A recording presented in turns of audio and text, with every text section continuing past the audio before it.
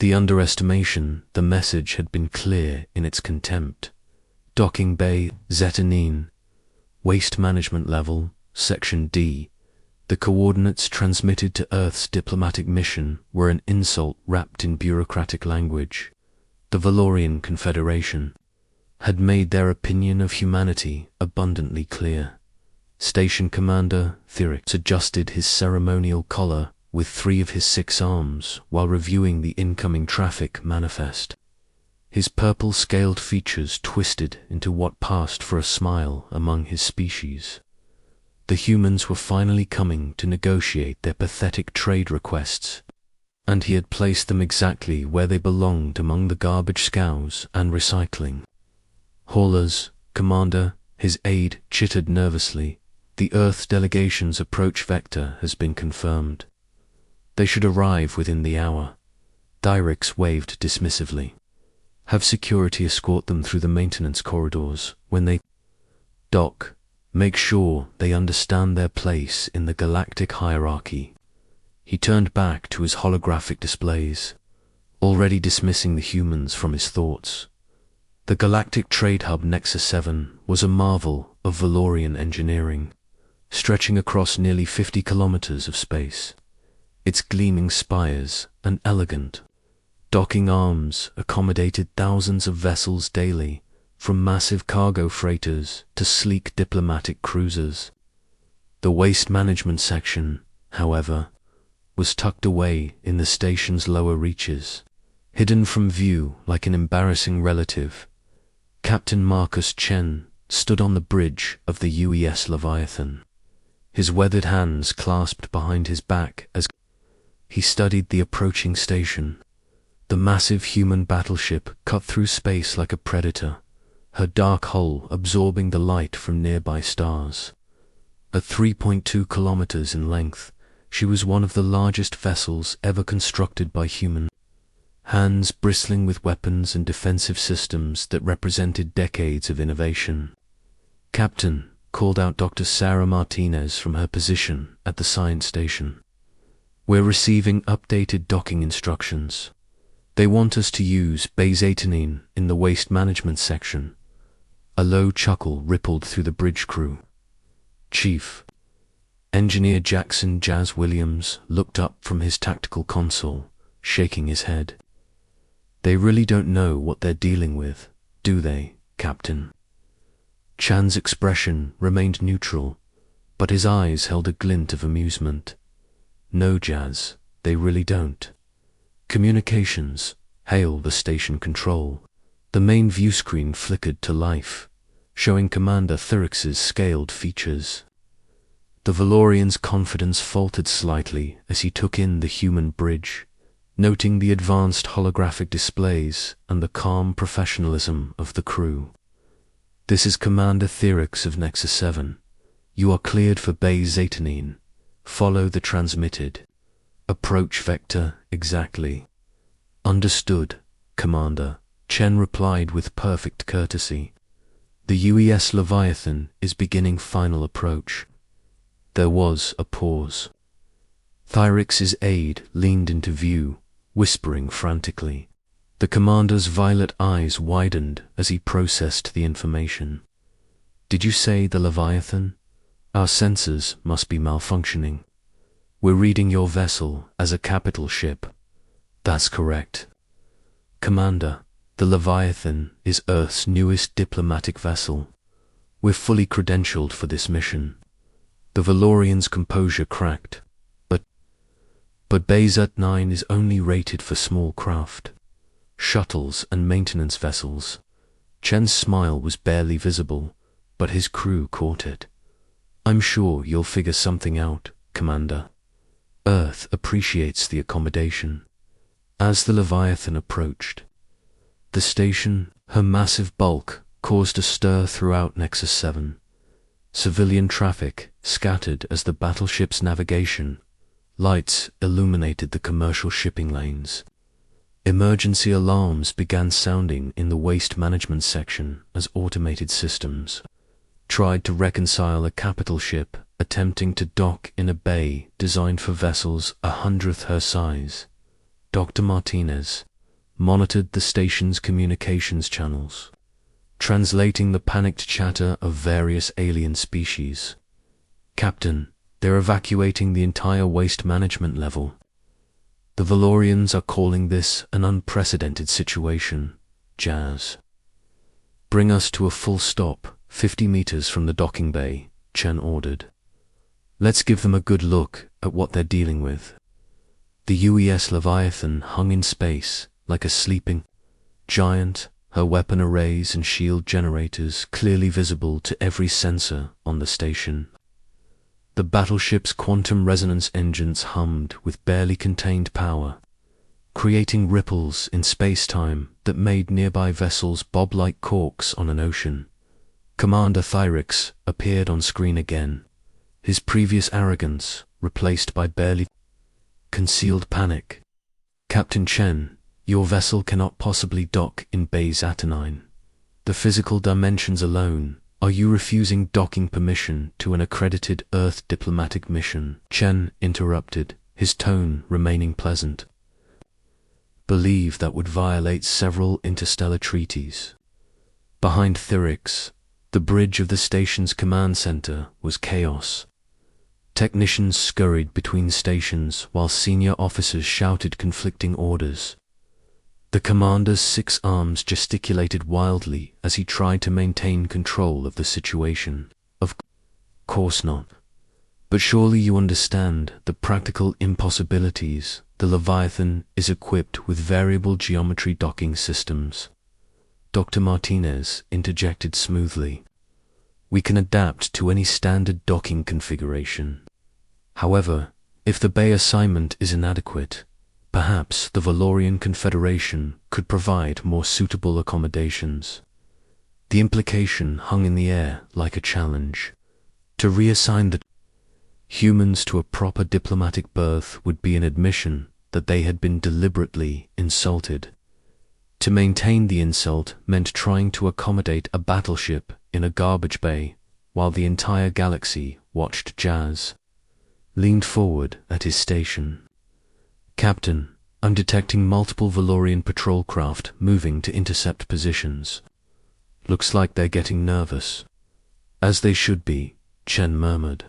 He opened a general communications channel, broadcasting to the entire station. "Attention Nexus 7. This is Captain Marcus Chen of the United Earthship Leviathan. We are here on a peaceful diplomatic mission representing humanity's interests in the galactic community. We look forward to productive negotiations." The message was heard by thousands of beings throughout the station. Representatives from dozens of species, traders, diplomats, and ordinary citizens all turned their attention to the massive human warship. Word spread quickly through the station's social networks and communication systems. Within minutes, news feeds across the galaxy were carrying the story. Earth, the species that most aliens considered barely above primitive, had arrived at the most prestigious trade hub in the sector with a battleship that dwarfed most fleet flagships. Dr. Martinez smiled as she monitored the growing media coverage. "Captain, we're trending on 17 different news networks. The headline on Centauri Prime News is 'Humans Bring Gun to Diplomatic Meeting.' Technically," Jazz added with a grin, "we brought several thousand guns to a diplomatic meeting." Commander Thyrix reappeared on screen, flanked by what appeared to be high-ranking Valorian officials. His demeanor had shifted dramatically from contemptuous dismissal to nervous respect. "Captain Chen, there appears to have been an administrative error in your berth assignment. We would be honored to accommodate the Leviathan at Diplomatic Bay Alpha 1, if that would be acceptable." Alpha 1 was the most prestigious docking facility on the station, typically reserved for the ambassadors of major galactic powers. Chen pretended to consider the offer. "That's very generous, Commander. However, we wouldn't want to inconvenience any other diplomatic missions. The bay is currently unoccupied. Thyrix replied quickly. We insist, as the Leviathan majestically changed course. Toward the diplomatic section, her escort vessels finally revealed themselves. 3 smaller human ships, each still larger than most alien cruisers, dropped their stealth fields and fell into formation around the battleship. The sight of 4 advanced human warships approaching Nexus 7 sent shockwaves through the station's command structure.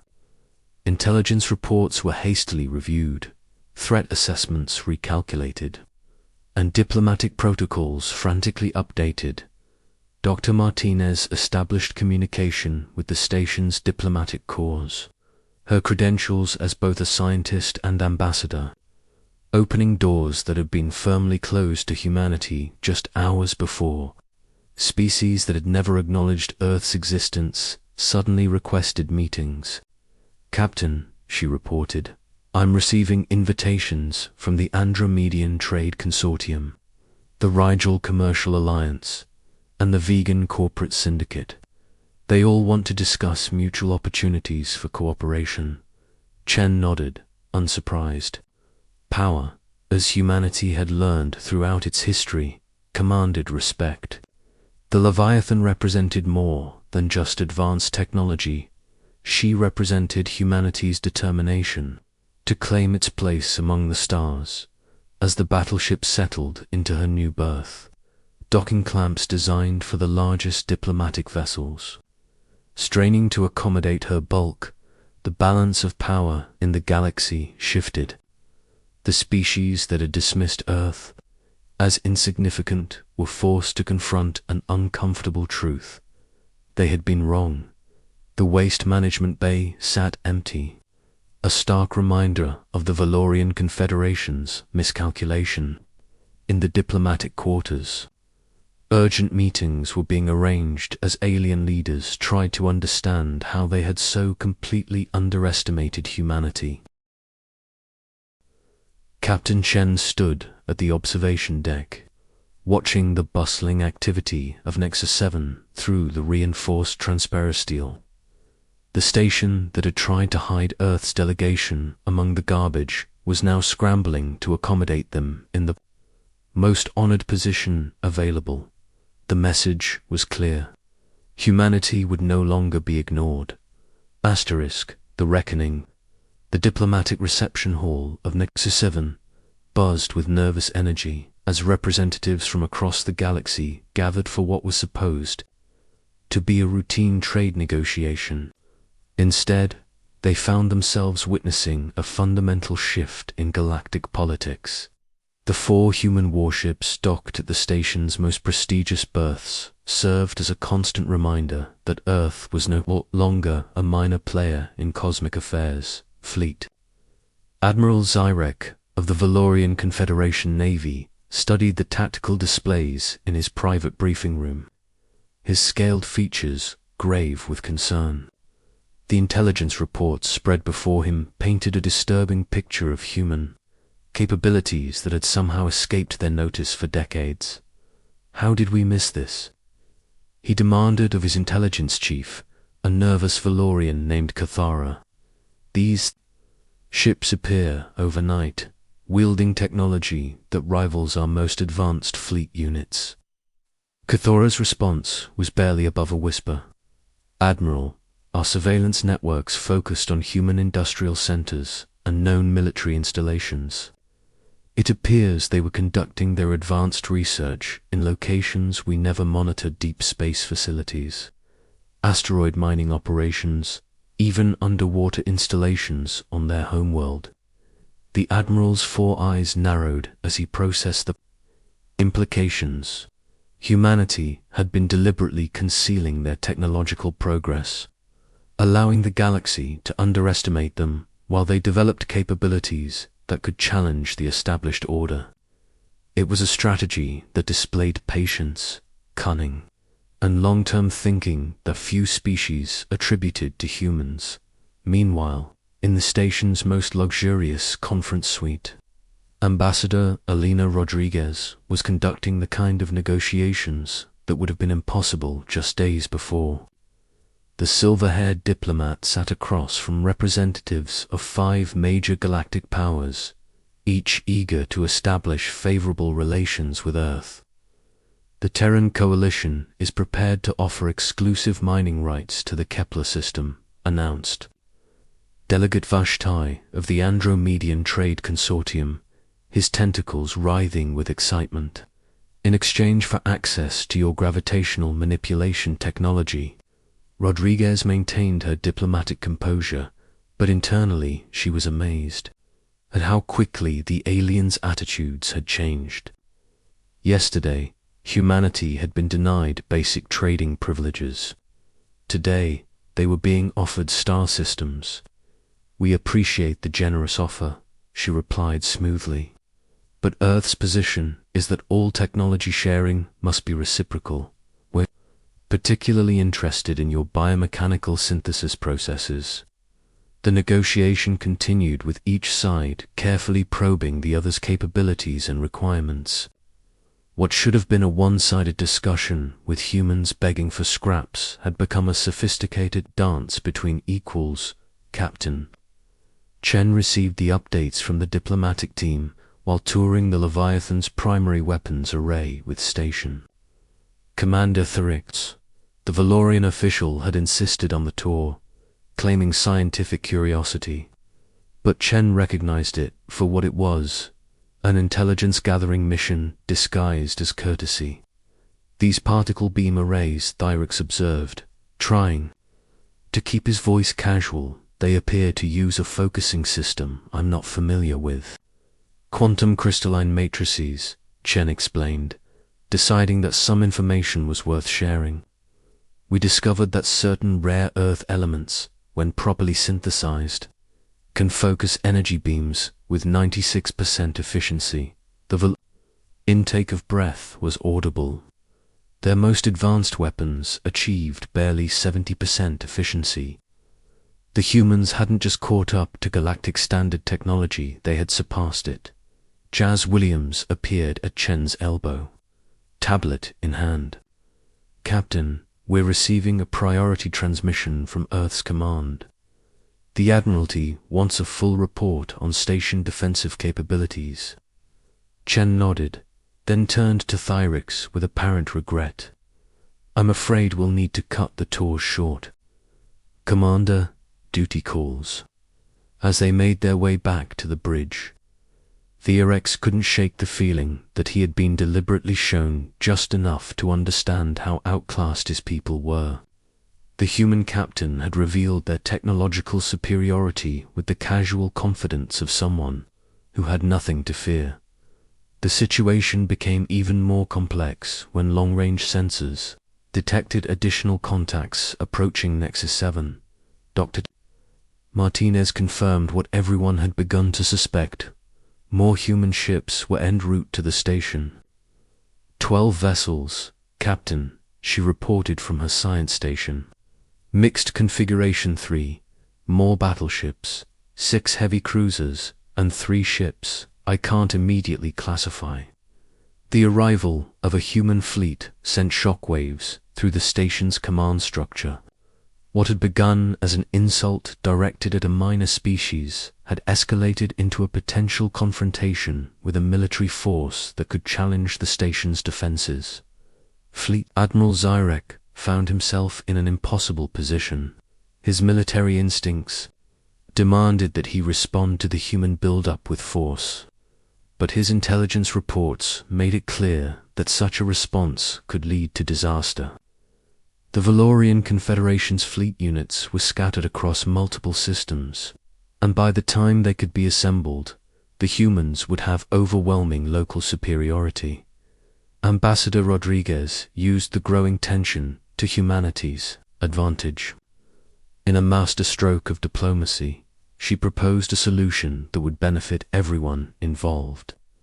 The Terran Coalition suggests a new framework for galactic trade, she announced to the assembled representatives. Rather than the current system of established powers dictating terms to newcomers, we propose a merit-based approach where technological contribution determines trading privileges. The implications were staggering. Species that had dominated galactic commerce for centuries would suddenly find themselves competing with human innovation. Those who had been excluded from the inner circle of galactic politics would have opportunities to advance based on their capabilities rather than their political connections. The Regulant Delegate, whose people had been marginalized by the current system despite their advanced mathematics, immediately voiced support. The Regellan Computational Collective endorses this proposal. Merit should determine privilege, not historical accident. One by one, the smaller powers rallied behind Earth's proposal. They recognized an opportunity to break the stranglehold that the major civilizations had maintained for millennia. The human fleet provided the military backing that made resistance from the established powers costly and dangerous. Fleet Admiral Zyrek watched his carefully maintained order crumbling as species after species aligned themselves with Earth's vision. The humans had accomplished in days what conventional diplomacy couldn't achieve in centuries. They had created a coalition capable of challenging the galactic status quo. The breaking point came when Captain Chen made an announcement that reverberated throughout the station and across the galaxy. Effective immediately, he stated in a broadcast to all vessels in the system, Earth is establishing a permanent diplomatic mission aboard Nexus 7. The UES Leviathan will remain on station as our embassy ship, with rotating crew and supply missions to maintain our presence. The message was unmistakable. Humanity was not just visiting the galactic community, they were moving in permanently. The waste management bay that had been intended as an insult now housed the most advanced diplomatic facility in the sector. Ambassador Rodriguez concluded the formal negotiations with agreements that transformed Earth from a supplicant to a major power, technology sharing pacts, territorial recognition treaties, and military cooperation agreements were signed in rapid succession. Species that had never acknowledged human existence were suddenly eager to establish embassies on Earth.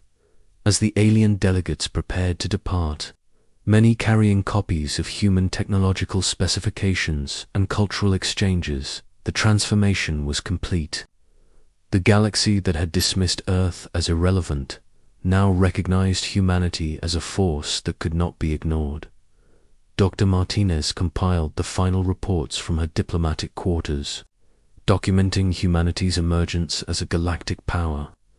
The irony was not lost on her by trying to humiliate Earth's delegation. The Valorian Confederation had provided the perfect opportunity for humanity to demonstrate its true capabilities. Captain Chen stood once again at the observation deck, but now he watched a very different scene. Human ships moved freely through the station's traffic patterns, their crews welcomed at facilities that had been closed to them just days before. The diplomatic quarters bustled with alien visitors eager to establish relationships with Earth. The waste management bay remained empty, a memorial to the folly of underestimating others. In its place, Diplomatic Bay Alpha 1 housed the UES Leviathan, her powerful sensors monitoring galactic communications and her weapons systems, serving as a constant reminder of humanity's newfound position.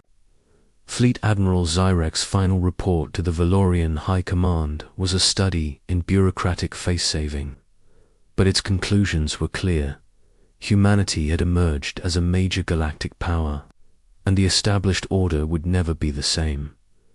The message spread throughout the galaxy with unprecedented speed. Earth, the small blue world at the edge of the Orion Arm, had announced its presence with authority. They had expected a shuttle, requesting permission to trade for scraps at the galactic table. Instead, they got Earth's most powerful battleship, backed by a fleet that redefined the balance of power among the stars. The age of human ascendancy had begun.